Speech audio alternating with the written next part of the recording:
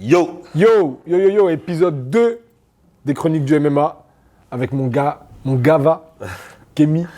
Kémy Picot, votre serviteur. Ouais. Bien quoi. Mehdi Timal, votre aussi serviteur. On est tous des serviteurs. On est heureux de recommencer. Eh les gars, je suis désolé, déjà la dernière fois je brillais, mais là carrément je transpire. Ah ouais, il y a un gars, il a dit faut acheter de la poudre matifiante. J'ai dit ça tout à l'heure, tu m'as répondu quoi? Je sais même plus frère, j'ai dit ça. Le négro est fait pour briller. Ah oui, j'ai dit ça, oui. Parce qu'il a dit qu'il faut que je m'achète la poudre matifiante parce que je brillais trop. Mais les négros sont faits pour briller frère, il n'y a rien. Juste là j'ai un peu chaud, je pense que c'est les spotlights ou j'en sais rien. Ou peut-être j'ai la maladie des gros, tu sais, quand t'es gros, tu fais 2 mouvements et ziac, tu te mets à transpirer. C'est la maladie des gros. Donc franchement, Je suis mort. Non, en ce moment c'est dur. Hein. C'est dur. On va parler de beaucoup de choses aujourd'hui. Tu m'as envoyé la note sur quel téléphone? Je sais pas, mais en tout cas je l'ai en tête. L'Hexagone MMA qui est passé avec en main event Greg MMA qui met un KO en 5 secondes. Yes. Une patate. On m'a parlé de l'UFC avec cette dinguerie qui s'est passée. Le hors-série qu'on vient de faire là. Enfin du coup que les gens ils auront déjà vu, tu parles. De quoi tu parles? Ah pardon, tu parles mais de là, l'UFC. tu mélanges tout là. Oui, non, je te parle de Poirier. Oui, ok, veuillez m'excuser, parce que l'information du jour que vous avez déjà eue, puisqu'on aura sorti la vidéo juste avant, m'a perturbé. Et donc du coup j'ai oublié ce dont on devait parler. Mais effectivement on parle de l'UFC de la semaine dernière, Poirier versus Gaethje. D'ailleurs t'avais pas eu le résultat que tu voulais d'ailleurs. J'ai pas eu le résultat que je voulais, ouais. Tu vois, et j'ai eu le résultat que je voulais. Ouais, mais moi c'est juste le kiff sportif là pour le coup. Ouais. C'est pas du fanatisme ni l'un ou l'autre, mais du coup ce sera cool de revoir un combat de ces deux adversaires. Ouais. L'autre qui a encore parlé là, Conor. Franchement, c'est le B2O du MMA, frère. C'est le B2O du MMA. Je le kiffe, mon frère. Mais frérot, il va se faire tellement taper par Chandler. Mais on s'en fout, il est là, ils veulent tous affronter pour envoyer. Mais parce qu'ils savent qu'ils vont prendre la plata. Oui, mon gars. Et l'autre, il joue avec eux. Vas-y, t'as eu le tweet? Gaethje, il dit, t'as qu'à signer, mon grand. Ça, j'ai vu ça. Conor, il dit, j'ai signé. Mais il a rien signé en vérité, il est juste en train de jouer avec lui. La Gaethje, il s'entraîne. Déjà, il se présente pas au rendez-vous de l'USADA. Déjà, il y a Chandler qui t'attend. Il y a Chandler, déjà, c'est compliqué. Mais bon, vas-y, ok, let's go, on enchaîne. Et on enchaîne avec deux défaites, j'ai envie de dire de lourdes défaites en plus pour le MMA français francophone. Parce que Lawson Keita, il est belge, on va dire francophone. Et Claire Lopez qui a combattu pour la ceinture du Rising. La ceinture du Rising en catégorie atomweight, donc c'est les moins de 52. Ok. Et elle perd par étranglement, enfin bref, on en parlera tout à l'heure. Et on retourne sur l'Hexagone. L'événement, il était beau de ouf. Genre trop beau. Genre les arènes comme ça, la cage au milieu. Franchement, et je me suis dit, ils avaient une chance de ouf parce que bon, il a pas plu quoi. Ouais. Et j'avais l'impression qu'ils avaient même pas mis de protection sur la cage. Non. Là, ils étaient sûrs de la météo en vrai. Genre, après, tu peux jamais être sûr de la météo. Mais je pense qu'ils se sont dit, il fait beau, les conditions météo, elles ont l'air super bien, machin. Mais tu te rappelles de ce qui s'est passé à Dakar? C'est pas le même climat. Alors, oui. C'est pas le même temps. Dakar. NDLR, à Dakar, à Dakar, c'est l'Afrique, Ares 1. Et donc du coup, pourquoi je dis que c'est l'Afrique, c'est parce que le temps est très humide. Donc du coup, l'humidité et la nuit qui tombait a humidifié la cage et ils ont été obligés d'arrêter l'événement avant la fin. Pendant le combat de Rizlan d'ailleurs. Ouais. Mais ils auraient pu arrêter avant en vérité. Ouais. Ils auraient pu arrêter avant, ça glissait. On avait des chutes qui étaient un peu cheloues, mais on a pris conscience. Enfin, je suis pas dans l'organisation, j'étais juste coach, mais on a pris conscience que ça glissait à cause de la météo, que pendant le combat de Rizlan. Du coup, malheureusement, c'était chaud. Hein. C'était chaud et non, gros événement, super beau. Que des finishes sur cette carte, quasiment. Et c'est là où toi et moi on n'est pas d'accord. C'est là où on n'est pas d'accord. Vas-y, on va faire la digression après. Parce qu'on annonce. Donc on va faire donc. On parle d'abord de l'UFC et après c'est quoi d'autre et Claire Lopez, c'est ça? Ouais, c'est ça. Donc là on a trois événements à discuter. C'est ça. Donc on commence par l'UFC. On commence par ce que tu veux, je m'en fous. Vas-y, l'UFC, puis on finira sur notre Frenchie. Ouais, on finira sur notre Frenchie, let's go. Poirier Gaethje. On commence par direct le main event et on descend. Boum, Vas-y. Poirier Gueji, choqué. Moi, j'ai kiffé le combat. Techniquement, c'est quelque chose. C'est une des parties du nouvel MMA, du nouveau MMA. Non. Vous me corrigerez en commentaire. C'est-à-dire que là, on est sur un combat pied-point. Les mecs luttent sol, c'est pas trop leur problème. Ça s'avoine.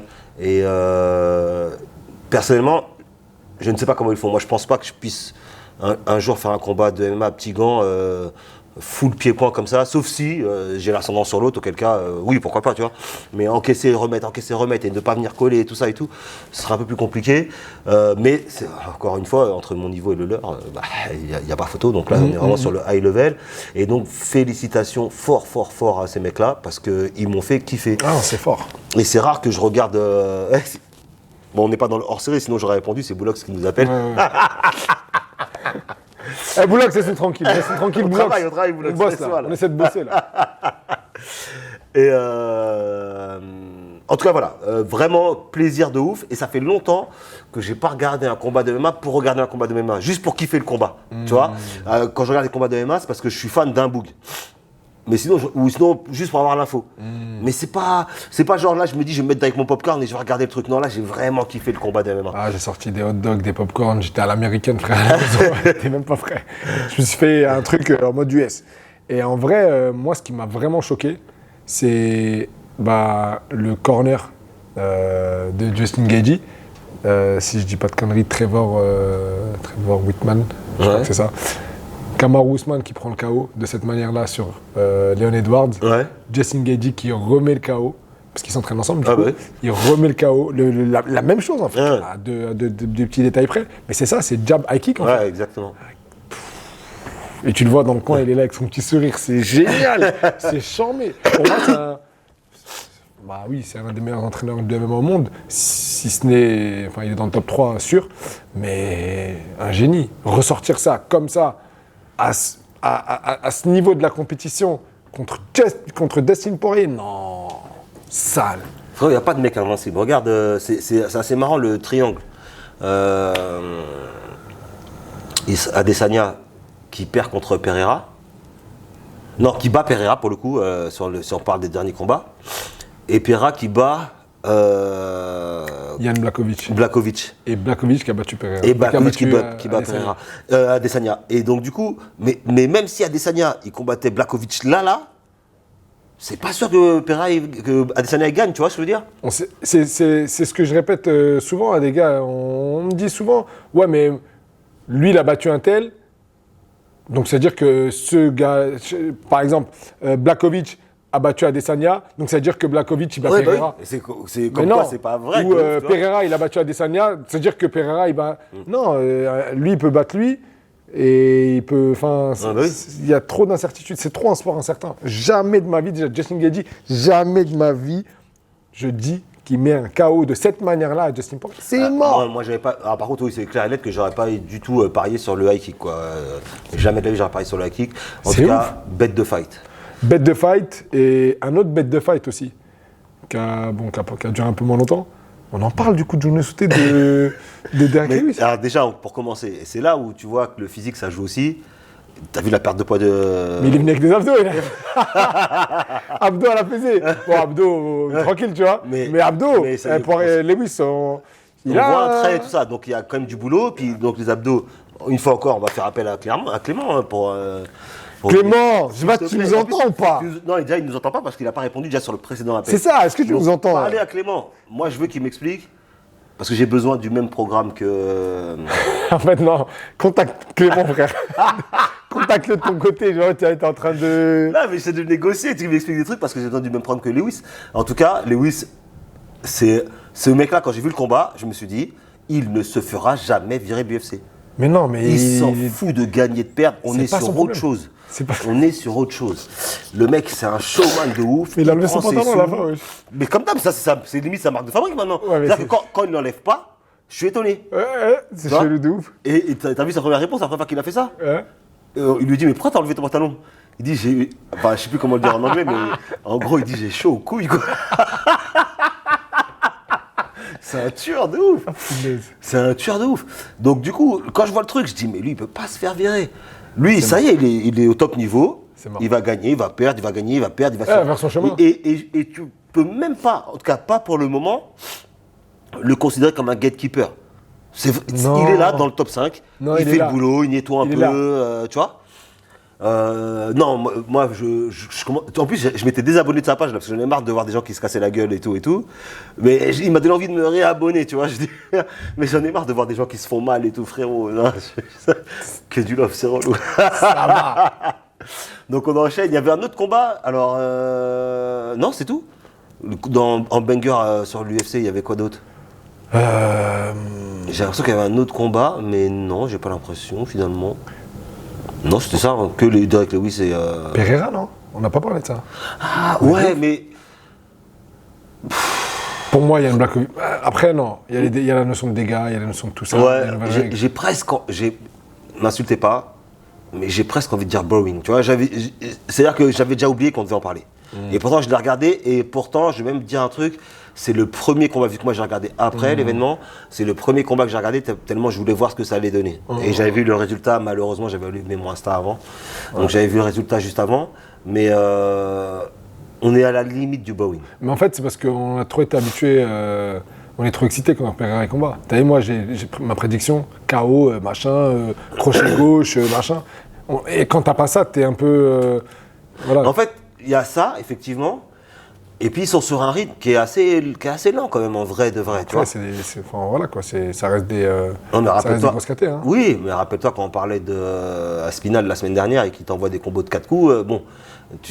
c'est pas les mêmes profils. C'est pas, exactement. Mais athlétiquement parlant, Pereira, il devrait être capable de faire ce que fait Aspinal. Mais après, quand tu prends la hauteur et que tu réfléchis... C'est pas les mêmes. Non, je parle juste physiquement. Si Aspinal, avec ses 120 kg, est capable de le faire, Pereira, avec 100 kg, devrait pouvoir le faire.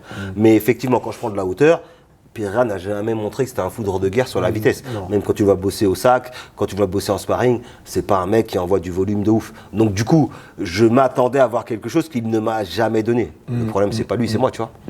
Et c'est pour ça que je dis que du coup, quand Pereira, et c'est là où je te rejoins par contre, quand Pereira il va au 3e round, c'est là où tu commences à arriver sur le truc boring, tu vois, je veux dire, parce que c'est long, tu vois. C'était long et en vrai, quelle suite pour Pereira du coup. En fait, je sais pas trop ce qu'il faut. Ils lui ont proposé le mec là, celui qui a les cheveux rasés, la queue de cheval là.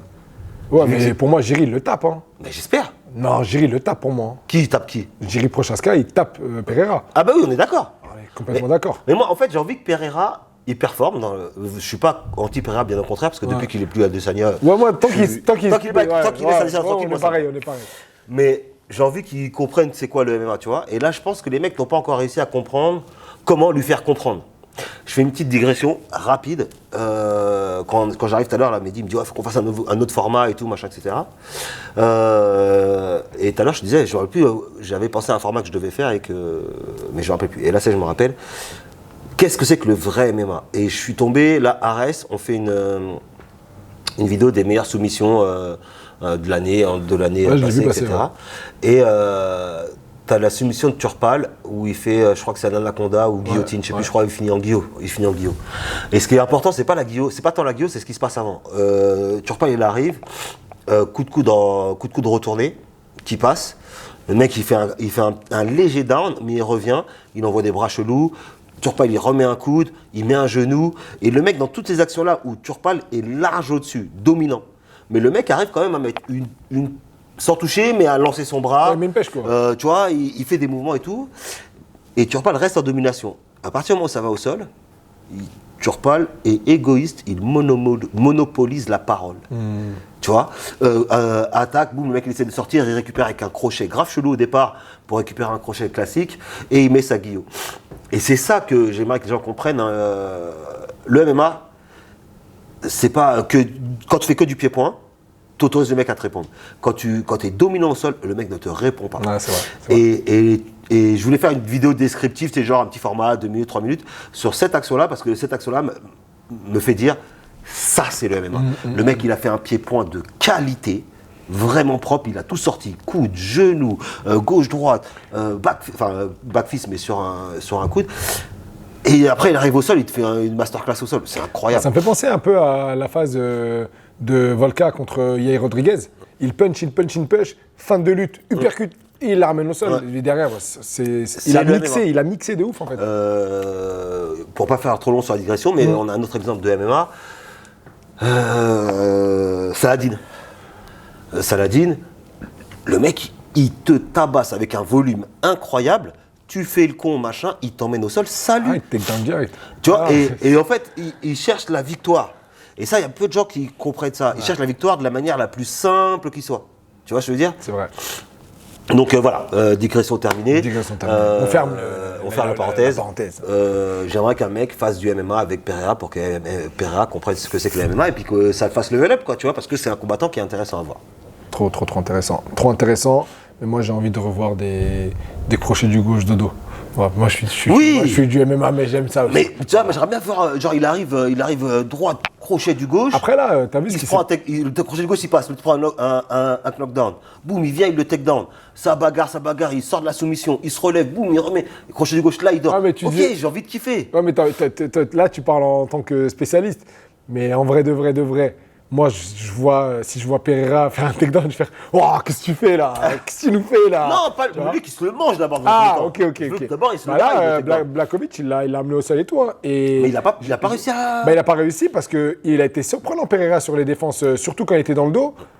Wow, franchement, moi, ça m'a... En vrai, je me suis dit... il connaît le sol, cet enfant. Tu vois, moi, parce que le positionnement de la tête, au moment de. Tu vois, quand il est dans le dos, le positionnement de la tête, tu vois, il met sa tête en dessous, le deux mains sur une main. Tu te dis, en fait, il sait ce qu'il fait, il connaît son truc. Même si, comment on appelle ça, c'est un striker, c'est un spécialiste du striking. Tu le vois plus à faire du striking. Je sais même pas s'il y a une vidéo de lui en train de faire du sol ou de la lutte. Il doit y avoir, mais. Tu vois ce que je veux dire ? En tout cas, cet aspect-là, pour moi, il a été testé. Il a été testé et pour moi, il a réussi son test. Mais viens, on ferme la digression, sinon on va rester 1 heure là-dessus. J'ai envie de voir si Blachowicz il est chaud au sol. Est-ce que c'est parce que Blachowicz lui a permis d'être bon ou c'est lui qui a été bon ? Et donc, dites-nous ce que vous en pensez dans les commentaires. Et ça nous permettra de faire un switch sur Greg MMA. Ouais. Tu vois un peu la transition là ? Ouais, j'ai kiffé. Elle est pas mal. Ouais, let's go. Greg MMA, enfin, avant de dire Greg MMA, Hexagone, c'était le 10e événement, je crois. Hexagone 10. Aux arènes, c'est pas les arènes de Béziers, c'est le théâtre antique d'Orange. Bel événement. Super bel événement. Franchement. Je suis impressionné, moi, par l'Hexagone parce que médiatiquement, ce que je dis là, ça n'engage que moi. Leur community manager, il est pas ouf. Je suis pas vraiment hypé par les vidéos que je vois sur les réseaux, etc. Mais en tout cas, à chaque fois, moi j'ai fait qu'un événement en tant que spectateur sur place, mais en tout cas, chaque vidéo que je vois de mon canapé, chaque événement que je vois de mon canapé, du moins, c'est toujours full. C'est toujours full. Il y a un truc aussi, c'est qu'ils prennent toujours là où ils vont le plus gros truc. Poitiers, Futuroscope, Futuroscope Arena, Reims Arena, Béziers, Arène de Béziers, bref. Ils prennent toujours le plus gros truc, mais ils arrivent à le remplir, tu vois, c'est pas... Ils le remplissent, et si tu regardes bien, c'est du super mainstream. C'est-à-dire que dans le public, tu as des parents, des enfants, tu as de tout. T'as pas que des fans de MMA. T'as des gens qui viennent, il se passe un truc dans ma ville, j'ai envie d'aller voir en fait. Sur ton événement, toi, c'était qui le main event ? Le main event sur l'événement, c'était... J'ai oublié. C'était pas Prince ? Ouais, tu vois, c'était pas Prince, c'est un combattant de haut niveau. Mais c'est pas un mec, c'est pas un banger comme Greg MMA, tu vois ce que je veux dire ? Donc ils ont quand même réussi à remplir avec des mecs où si t'es pas un gars du circuit, je doute que là, j'ai un pote à moi qu'on a croisé tout à l'heure là, dans le hors-série. Je lui dis, si je lui parle de Prince, je doute qu'il me dise qui c'est. Par contre, il y a des chances qu'ils sachent qui est Greg MMA, tu vois. Mais encore une fois, les gens sur l'Hexagone ne viennent... Enfin, leur cible, c'est pas forcément les fans de MMA.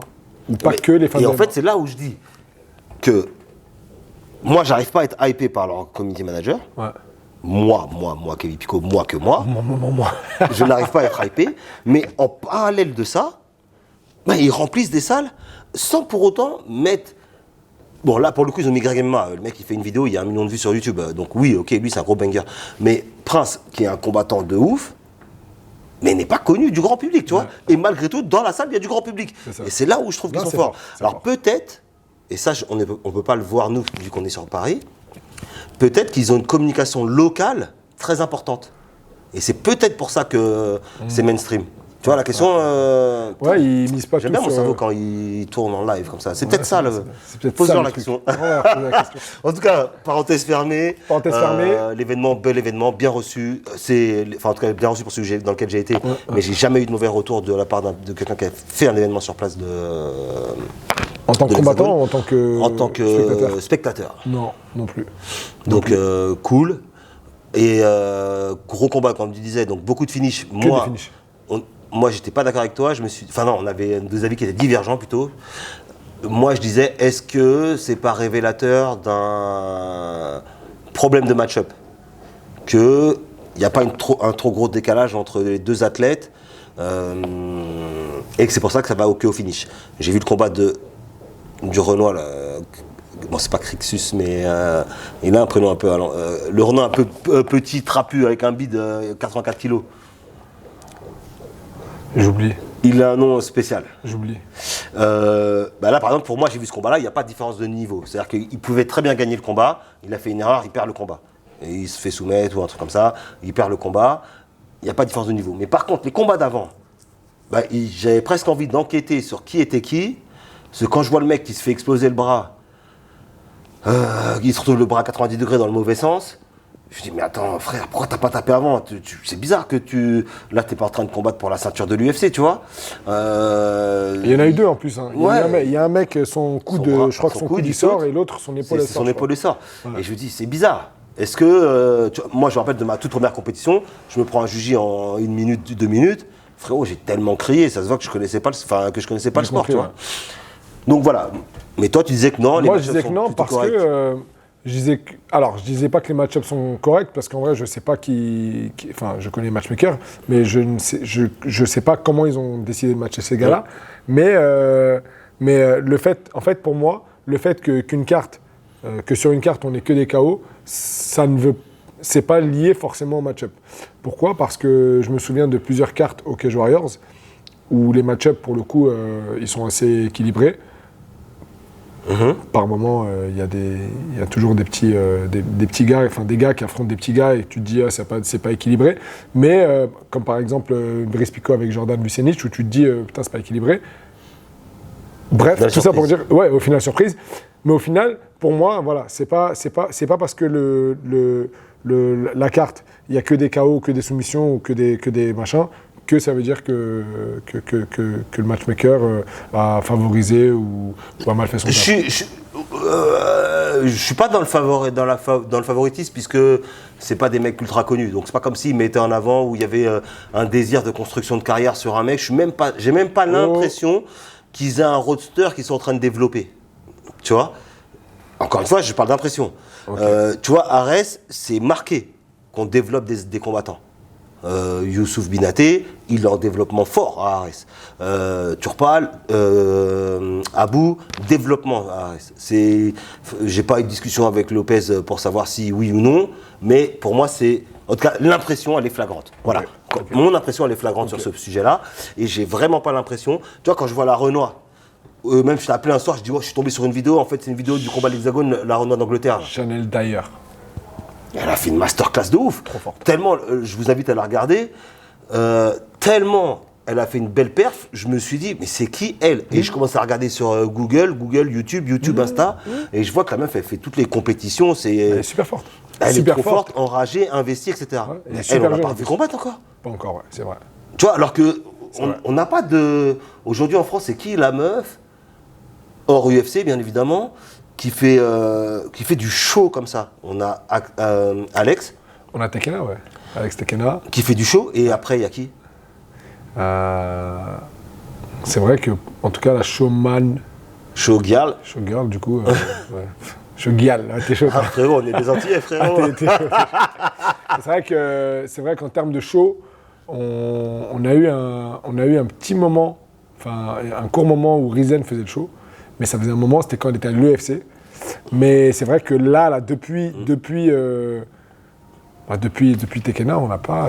Il n'y a pas de. Eh ben, tu vois, j'ai pas ce sentiment-là chez l'Hexagone. S'ils veulent recruter un auditeur qui passe pour leur donner des conseils de. Oh là là, t'es chiant. T'es chiant. Mais revenons au combat. En tout cas, j'ai relevé 2 combats. Greg. Celui de Greg, on va en parler. Mais j'ai relevé 2 combats et on va parler d'une féminine, Samantha Jean-François, qui est championne de la KT à 57, si je dis pas de bêtises. Pour moi, elle est trop forte. Une réunionnaise, là. Attends. Son palmarès, il est éclaté. Je crois qu'elle est sur 5-5, un truc comme ça. Mais non, en fait, là, elle était sur. Avant de combattre, elle était sur 5-4, je crois. Ouais. Et donc là, elle est sur 6-4. Mais ça veut dire qu'elle a pris la ceinture à 4-4, frère. Encore une fois, le palmarès n'est pour moi pas représentatif du tout. Pas représentatif du tout du niveau de. Mais elle est trop forte. Mais quand j'ai vu le combat, j'ai dit mais. Et genoux. On dirait elle est pas haut. En fait, quand j'ai vu le combat, je me suis dit qui a géré son début de carrière. Ouais, c'est parce ça. que je n'ai pas vérifié. Clairement, j'ai pas vérifié. Après, de ce que je comprends et de ce que j'ai compris, c'est que Samantha Jean-François s'entraîne à La Réunion. Et elle dit souvent, voilà, sur notre petite île, il y a du MMA, il y a des choses, etc. Donc tu as bien l'impression que on allait là où on pouvait aller, en fait. Alors attention, ce qu'il faut aussi savoir, c'est que l'île de La Réunion n'est pas si petite que ça si je dois la comparer aux Antilles, parce qu'elle est beaucoup plus grande. Mais ils ont une très grosse culture depuis longtemps du pied-point. Ouais, du pied-point, c'est dingue. C'est dingue. D'ailleurs, t'as des mecs, je sais pas s'il y a un accord avec le Mamoudi Gym, avec les frérot. Il n'y a pas une fois où je vais chez Lyon, du coup, je garde la voiture, ma parole, je dis, La Réunion, elle est là. C'est obligatoire. T'as des mecs, à chaque fois, ils viennent de La Réunion, et mon gars, ils tabassent. C'est ça, regarde, c'est bien ce que je pensais. Une victoire, une défaite, une victoire, une défaite, une victoire, défaite. Ouais, après, je crois qu'il y a beaucoup d'annulations. Et après, 4 victoires d'affilée. Que tape des gens. Et en tout cas, voilà, tout ça pour dire que Samantha Jean-François, moi, m'a impressionné sur le niveau de striking. Tu vois qu'il y a, je ne vais pas dire des lacunes au sol, c'est pas des lacunes, mais tu vois que ça se précipite un petit peu au sol, etc. Mais debout, c'est super fort. Très haut. Tiens, regarde, je te laisse le dire au peuple. Bah ouais, c'est ses défaites. Non, les victoires là, regarde comment elle gagne. Ouais. Que des étranglements arrière, mon pote. Ouais. Donc ça veut dire que, ouais, il n'y a pas de sol, mais aujourd'hui, tu imposes ton style. Non, tu imposes ton style, et c'est toujours la même solution. Donc voilà, deuxième combat qui m'a hypé, c'est le combat de Sofiane Oudina. Oudina, c'est mon gars. Les Briques Rouges, l'île Roubaix, mon gars. Et Sofiane Oudina, je crois que c'est la quarantaine passée, enfin je crois, c'est sûr, la quarantaine passée, il a affronté Walter Gaadza. Walter Gaadza qui avait perdu pour le titre des moins de 77. Walter Gaadza, il vient du Bama. Il a fait, si je dis pas de conneries, pas mal de... Sofiane Oudina, c'est pas le pote de Mika, là? C'est le pote de Mika 2. Mika était dans le coin. C'est ça. Ouais, et Sofiane, pareil, c'est un palmarès, encore une fois, pas représentatif du niveau du gars. J'ai tourné avec lui. Je me dis, non, t'as 7-7. Mais aujourd'hui, venez, on efface les palmarès, en vérité. Non, je sais pas. Non, mais je pense qu'il a commencé tard, déjà. Je sais pas. Hein. Si tu dis qu'il a la quarantaine passée, je pense qu'il a commencé tard. Il n'a pas commencé à 20 ans. Tu vois, parce que c'est c'est légèrement plus petit que moi. Mais en sachant que moi, j'ai commencé mon premier combat, je dois avoir 30 piges, frère. Tu vois ce que je veux dire? Donc, je pense pas qu'il ait commencé tôt. Par contre, je pense qu'il respire. Alors, je mets des guillemets dans ce que je vais dire là, mais il respire la street, tu vois. Il respire les vrais hommes avec un Z. Merci. Tu vois, je veux dire. Franchement, là, ce que tu dis, je le connais absolument pas. Mais t'as vu, je t'ai dit, c'est un bon gars le nom, tout, machin, etc. Je t'ai dit, c'est pas le gars de Mika. Et j'ai toujours vu ce mec-là dans les poteaux de Mika, etc. Et je sens les hommes. Ouais. Tu vois, je dis, voilà. Ça met quand tu vas lui serrer la main, tu sais que tu vas lui serrer la main à un bonhomme. Et d'ailleurs, comme je dis souvent, moi je suis un mec des années 80, j'aime bien les bonhommes, tu vois, j'aime bien les mecs où tu sais que tu peux compter sur eux, c'est des soldats, tu vois. Et son combat, donc le match-up, sur le papier, tu dis, il va prendre un mec dur. Et c'est un mec dur, Walter Gaadza. Le début du round, il se passe...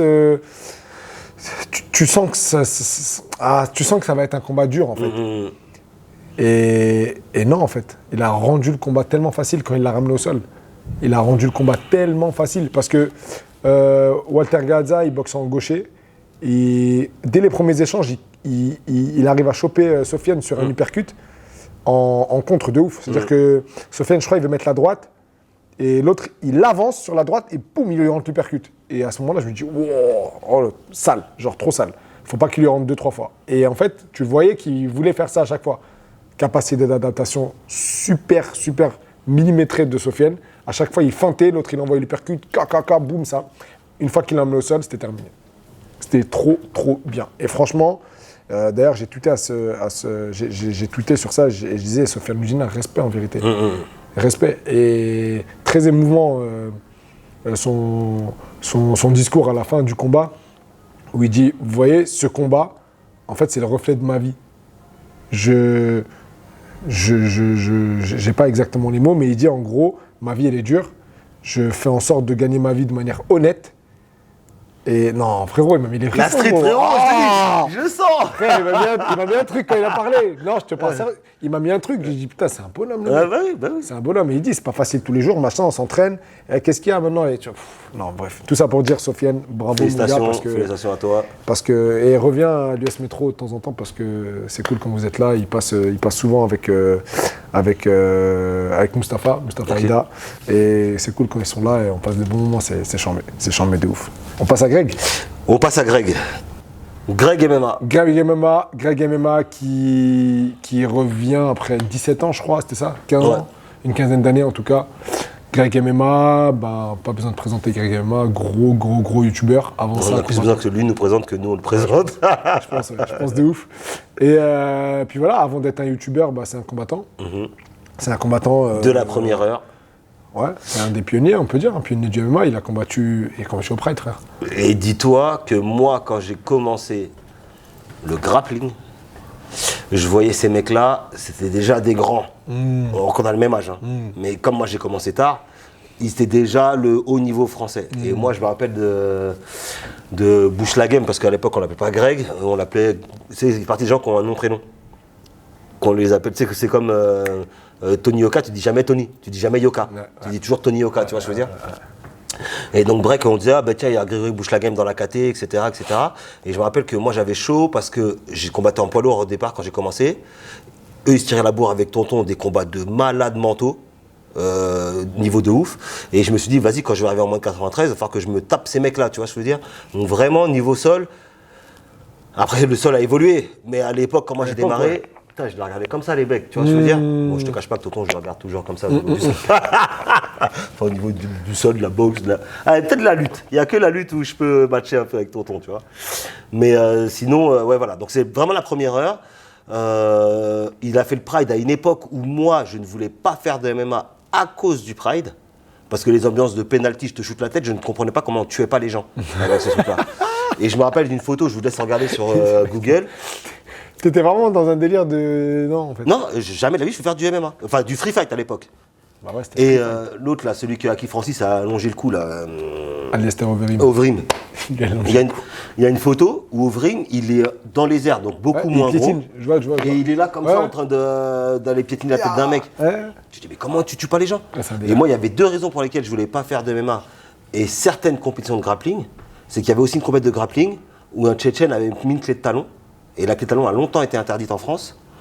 Il avait arraché la jambe du gars, la cheville du mec. La cheville, elle sortait. Frérot, j'ai dit jamais. J'ai dit, moi, je vais faire une petite compète. Là, c'est autorisé? Ok, j'y vais pas.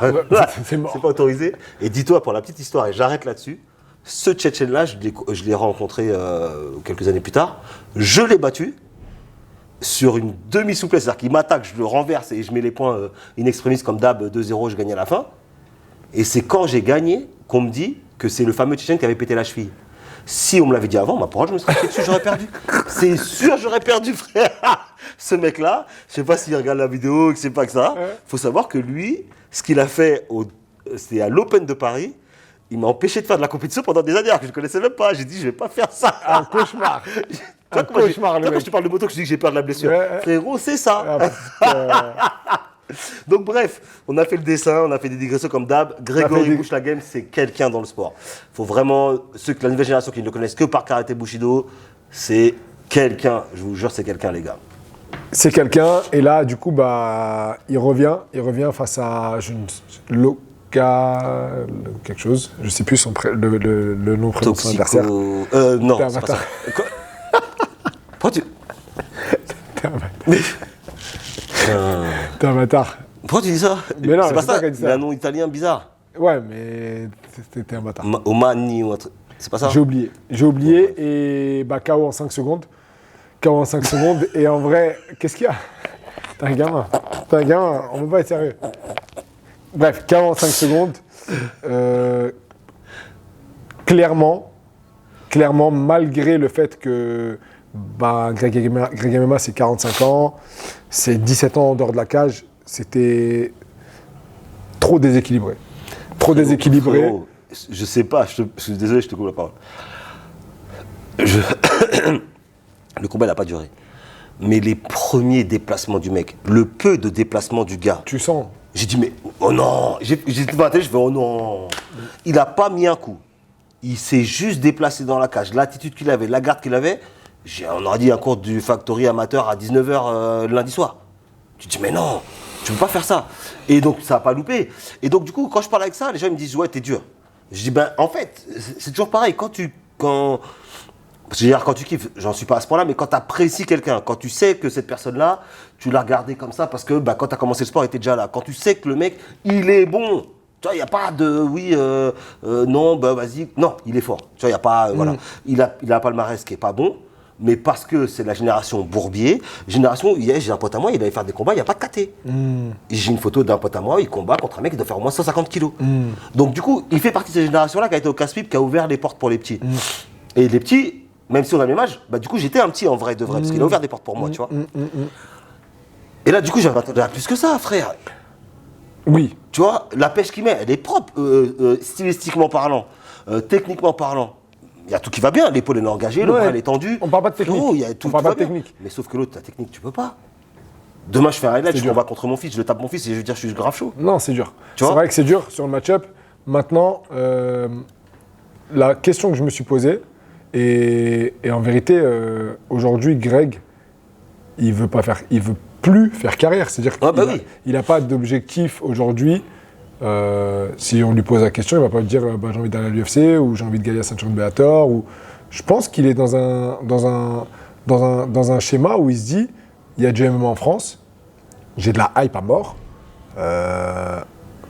Pour une fois, je suis en forme. Je suis en forme en plus. De ouf. Quand tu le vois prendre les pêches avec Kevin Lelesajo, avec Salah, avec tout le monde, il faut les prendre, frère, 45 ans. Tu vois. Tu te dis, ok, pourquoi je profiterai pas de ça et je me mets sur la gueule avec des mecs, tu vois. Je rigole tout seul là, parce que j'ai croisé Salah sur le tournage de la série La Cage là, de Franck Gastambide. Et je lui ai dit, vas-y, faut que je passe à la salle, te montrer un peu c'est quoi le MMA. Ouais, t'as dit quoi? Mais lui, il me connaît pas, il sait pas que je suis un ouf. Et du coup, il me regarde comme ça, il dit, si, t'inquiète, vas-y, viens. Et t'as un bâtard, il dit quoi? Je dis, faut que je passe chez toi. Il dit, attends, on va te passer. Ce que tu fais, t'appelles avant. Comme ça, j'organise le truc. Ah ouais. Le jour où tu vas mettre tes pieds là-bas, mon gars, t'es mort. Je te jure, je vais jamais dans ta salle. Le jour où tu vas mettre les pieds là-bas, gros, t'es mort. Le traquenard de ouf. Ah, t'es mort. J'ai un très très très bon gars à moi, SO, mon gars Kevin. C'est mon gars de ouf, Kevin Oumar. Félicitations à lui pour l'heureux événement. En plus, il a fait un bail de Switch Comores versus Guadeloupe, tout ça, dinguerie, histoire de ouf. Donc, ma parole, si jamais un jour... déjà, je ne viendrai pas chez toi. Déjà, avec ce que tu m'as dit, je ne viendrai pas chez toi. Mais si d'aventure, je me trompe, mon GPS, il m'emmène chez toi, ma parole, j'appelle Kevin, je dis, vas-y, assure les arrêts de mon vieux. Donc, non, on en revient à Grégory. Moi, je ne suis pas fan de la perf. Je pense que... c'est pas la perf, c'est ce qu'on t'a posé dans la cage, en fait. Oui, et en fait, parce que la perf, en vrai, c'est chambé. Boum, ça y est, KO, en vrai, c'est chambé. Oui, mais regarde, moi, j'aimerais bien recombattre. Aujourd'hui, je ne recombats pas, parce que quand je prépare un combat, je ne sais pas faire autre chose que préparer le combat. Donc ça me fait perdre du temps dans mes activités professionnelles, ça me fait perdre du temps dans ma famille, c'est un truc de ouf, mon cerveau, il est focus que sur ça. Donc si demain ma boîte est là, elle performe, elle roule toute seule, tout ça, machin, etc., et que j'ai pas à me prendre la tête sur une facture qui n'est pas rentrée ou quoi que ce soit, ma parole, je m'entraîne pour combattre. Même j'ai 46, 47, 48, je m'en fous. Tant que j'ai la forme, que je peux y aller, que j'ai plus d'hernie discale, je vais m'entraîner pour combattre. Mais par contre, je veux la fierté. Tu vois, je veux dire, je veux, ta gauche, droite, pas, j'ai pris de pêche, ah ok, boum, je remets, je t'emmène au sol, c'est dur. Tu dis, tu vois, quand j'ai commencé une fois, j'ai combattu un mec de ma taille. Je n'ai combattu que des mecs qui sont 1m85, 90. Mon premier truc, c'était, je faisais ça à la caméra, petit mais costaud, parce que je tapais des mecs plus balèzes que moi, tu vois. Et je kiffe ce truc de compétition.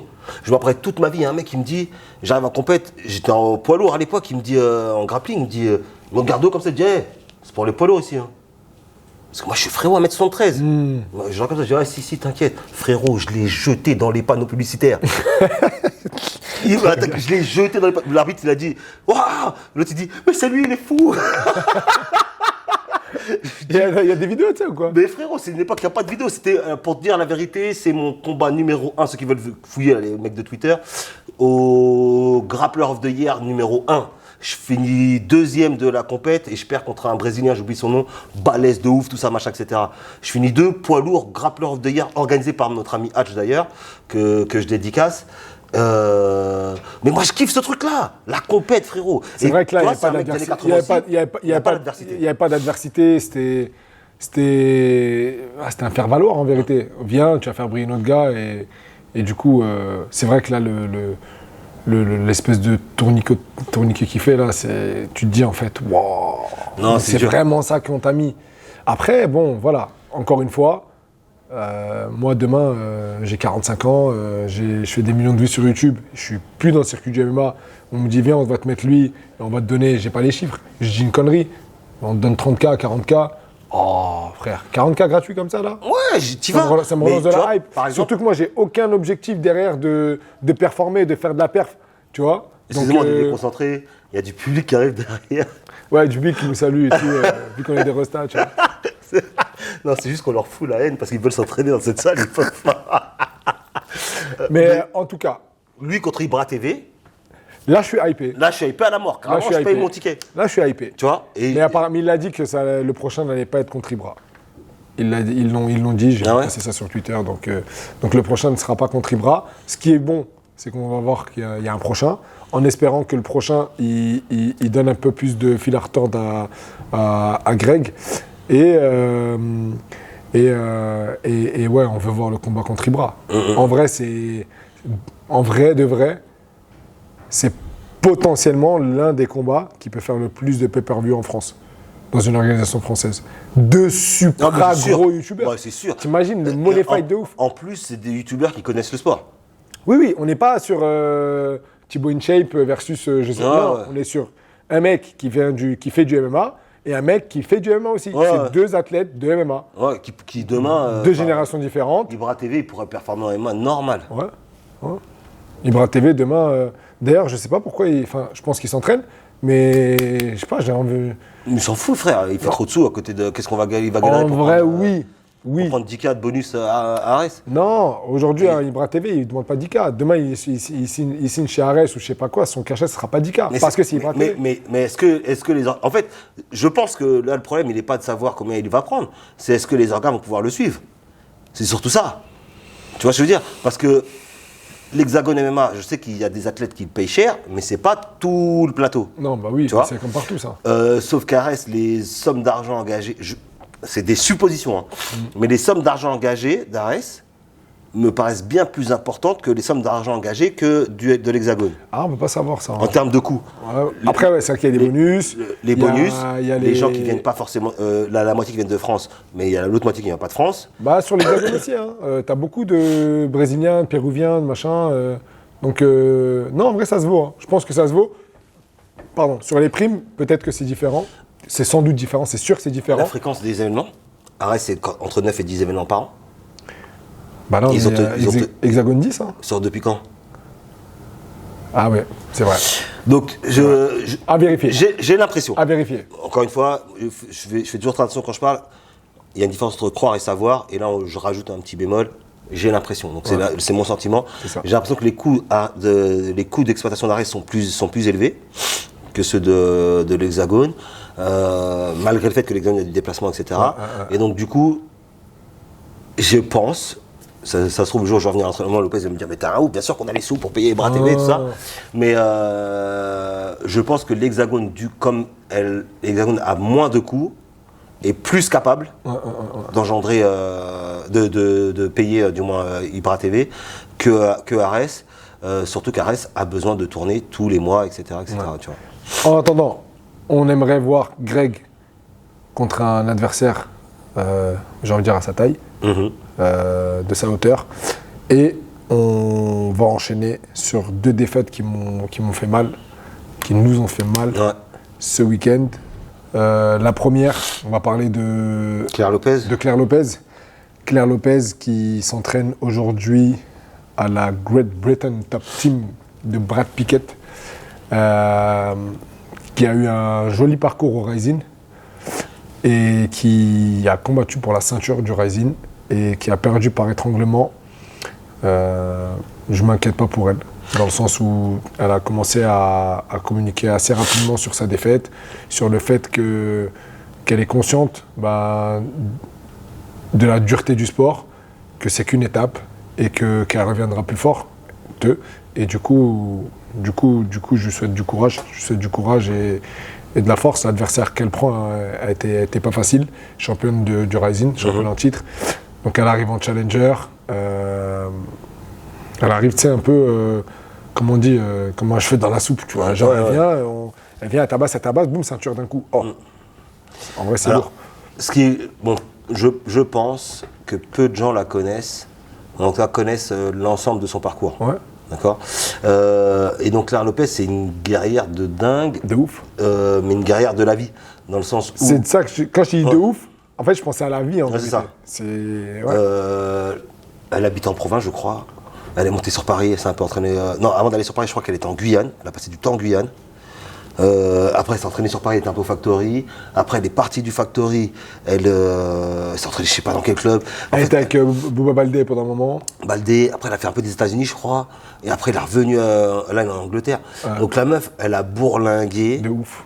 Tu vois, c'est un bonhomme. Tu vois, je veux dire, franchement, dans la caricature du terme, c'est un bonhomme. Les féministes, vous pouvez ne m'insulter pas, mais vous n'avez pas de. Il n'y a pas d'expression féminine pour en pendant de l'expression de dire c'est un bonhomme. Je rentre pas dans c'est une bonne femme. Je ne rentre pas dans ces trucs. Bref, en tout cas, vous m'avez compris. Donc, respect à tout le parcours, parce que vraiment, on peut la comparer à des histoires un peu comme Sofiane là, de Lille, qui a une vie pas facile, etc., mais qui se bat. Morgan, qui a eu des hauts, des bas, mais qui se bat, et qui se bat pour ses rêves et tout, et tout. Et en plus, tout ça avec un enfant à gérer, frère. Donc, je peux... C'est ça qu'elle disait dans l'interview. J'ai regardé son interview et c'est ce qu'elle disait. Elle disait en gros, j'ai fait passer beaucoup de choses, notamment le sport, avant ma vie. Et c'est vraiment dommage. J'aurais vraiment aimé qu'elle gagne juste pour récompenser tout ça. Maintenant, c'est un sport, on le sait, hein, c'est ingrat. Des fois, t'es entraîné, t'es ce que tu veux. En fait, le sport, il s'en fout de ta vie en vérité. Le sport, c'est lourd de ouf ce que tu viens de dire. Le sport, il s'en fout de ta vie, en vrai. C'est lourd cette phrase. Ce sport-là, il s'en fout de ta vie. Tu peux sacrifier, tu peux sacrifier tout ce que tu veux. Le jour J, si tu perds, on s'en fout de ta vie. T'avais pas une limite, il va venir te voir le sport et dire t'avais qu'à pas sacrifier, frère. Tu vois pas. Mais tu sais que là, moi, je suis déçu pour elle. Mais vu son histoire, vu qu'on n'est pas à la fin du bouquin, c'est pas très grave, tu vois ce que je veux dire. Même pas. Et elle est très bien entourée. C'est-à-dire que là, je pense qu'elle a trouvé une vraie famille chez Brad Pickett. Ils ont une grosse team de filles. Genre vraiment, il y a beaucoup de filles qui s'entraînent. La Renaud, elle est chez lui d'ailleurs. Notamment Shannon Dyer qui est là-bas. Et c'est une bête de team. Moi, j'ai jamais été. Il faut que j'y aille, juste pour voir le truc. Viens, on se fait un road trip. De ouf. Juste, je récupère mon dos et vas-y, chaud. Non, road trip, dans 50 ans. Non, mais vrai, le Français m'a dit 2 semaines. 2 semaines? Bah, c'est bon. 2 semaines. Et là, j'ai recommencé la muscu hier. Road trip, c'est bon. Non, mais c'est bon, c'est bon. Septembre, on gère ça. C'est bon. Septembre, on gère ça. On fera... les gosses à l'école. On fera un petit vlog là-dessus. Et ouais, et tout ça pour dire, Taylor, il a été là-bas, préparer des camps. Et il m'a toujours dit, c'est une pète de team, c'est trop bien. Donc, grosse force à Claire Lopez. Et il y en a un autre qui a perdu cette fois-ci par blessure. C'est Lawson Keita, le champion du peuple. Tu te rends pas compte à quel point Lawson Keita est aimé par la commu, par le peuple en fait. Il est aimé de ouf. C'est-à-dire que ce mec-là, bon toi tu l'as côtoyé, du coup moi je l'ai pas côtoyé. Ouais. Je l'ai pas côtoyé, mais j'ai l'impression que c'est un gars avec qui je peux aller graille, je peux aller manger, je peux rigoler de ouf. Tu sais, il se foutait de ma gueule au début. Non. C'est vrai que je parlais anglais, il faisait crari, il répondait en anglais, tout ça. Ah, ouais, mais il parle grave français, frère. Il t'a fait ça? Mais moi, il a fait ça. Oh, et c'est Assia qui dit, mais vas-y là, il parle français lui, et tout, machin, etc. Et lui, il était mort de rire, parce que soit il parlait dans leur langue, là, Fallon, ou je sais pas comment c'est la langue des Belges, là. Et donc, du coup, moi, je lui parle anglais, et il parle très très bien anglais, tu vois. Ouais. Donc, du coup, moi, je lui parle anglais, je croyais qu'il parlait pas français. Et il m'a terminé. Donc, c'est un bon gars de ouf, je kiffe. Toi, tu vois, dans ça, je kiffe de ouf. Et moi, je le connais App. Et c'est tout en fait, ce qui ressort de ce mec-là, il y a que du plus, en fait. Ouais. Je vois pas de moins. Le seul moins, c'est peut-être qu'il peut te tabasser au sparring, en fait. Frérot, je l'ai vu faire des guerres, j'ai vu faire des guerres au facto. J'ai fait une guerre avec lui au sol, en lutte sol. Moi, j'ai plus les trucs et tout, il me fait tomber, j'arrive, je crois, à le faire tomber une fois. Je crois qu'il m'a soumis. Je crois qu'il m'a soumis à mes clés de talon. Je crois qu'il m'a. En tout cas, en termes de soumission, moi j'ai pas soumis, c'est sûr et certain, mais lui, je crois qu'il m'a soumis. Et à un moment donné, pour être à son niveau, alors qu'on a, je sais pas, 40 kilos d'écart, j'ai pas rentré dans des calculs chelous. Donc, on m'appelle David Calcul encore, tu vois. Donc on doit avoir 40 kilos d'écart parce que je crois que il doit faire 70 kilos en poids de forme, tu vois. J'ai dû mettre toute ma patate, toute ma vie pour pas qu'il me mette à l'amende. Il est trop chaud. Et moi, ce que je trouve dommage, pour moi, c'est une défaite un peu comme celle de John Jones. Ouais. C'est pas pour un coup illégal. Mais c'est une défaite où le mec, il est en avance. Il commence à maîtriser son sujet. C'est ça. Et l'autre, là, avec sa longue garde bien moche, là, je me suis dit, il va grailler. Il a combattu un gars, j'ai oublié son nom. Et tu le vois qu'il s'installe. Les pieds bien larges. Il fait son jeu de feinte, là, comme ça. Il te provoque, en fait. Ouais. Il te provoque à mort. Il te force à déclencher. Et une fois que tu as déclenché, il a le coup d'œil pour ça. Et j'aime beaucoup ce style de combattant. Et à un moment donné, il met un low kick. Et au moment où il a posé son pied par terre, c'est à ce moment-là où tu sens que ça boitille un peu. Et je l'ai vu. Et je me suis dit, j'espère que c'est pas la cheville.